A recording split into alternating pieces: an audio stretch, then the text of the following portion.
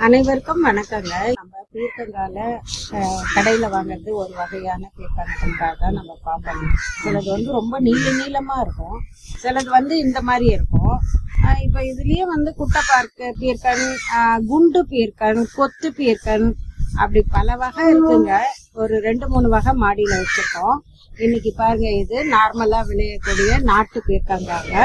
இதை வந்து நம்ம பறிச்சுக்கலாம், இல்ல கூட்டு பொரியல் எல்லாமே செய்யலாங்க. ரொம்ப ருசியா இருக்கும்.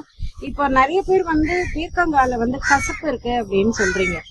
இது தோலை கூட நம்ம சீவி அதை வந்து நம்ம துவையல் மாதிரி அரைச்சி சாதத்துல போட்டு சாப்பிடலாம், இட்லி தோசைக்கு வச்சுக்கலாம். ஏன் அப்படி கசக்குது அப்படின்னா, இப்ப நம்ம மாடியில வச்சிருக்கோம் இல்லையா, வண்டு தேனீக்கள்லாம் வந்து அந்த மகரந்த சேர்க்கை ஏற்படலாம். அப்படி ஏற்படலைன்னா அதுல வந்து கசப்பு வரும். அதுக்குதான் இப்போ பெண் பூ அப்படிங்கறது இப்ப ஈவினிங் சமயத்துலதான் அது நல்லா விரியும். பெண் பூ அப்படின்றது லேசா வந்து அதுக்கு கீழே வந்து இப்போ ஒரு இருக்கு பாருங்க, இதுதான் பெண் பூ.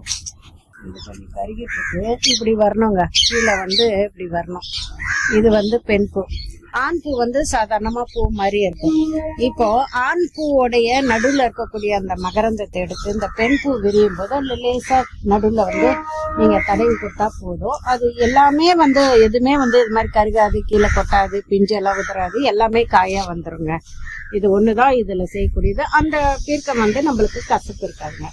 நான் பாருங்க பண்ணிக்கிறேன், நல்லா வளைஞ்சிருக்குங்க, நிறைய இருக்கு, அந்த பக்கமும் இருக்கு. நான் ஒரு 2 மட்டும் பறிச்சுக்கிறேங்க. நான் கூட்டு பண்ணலாம் அப்படின்னு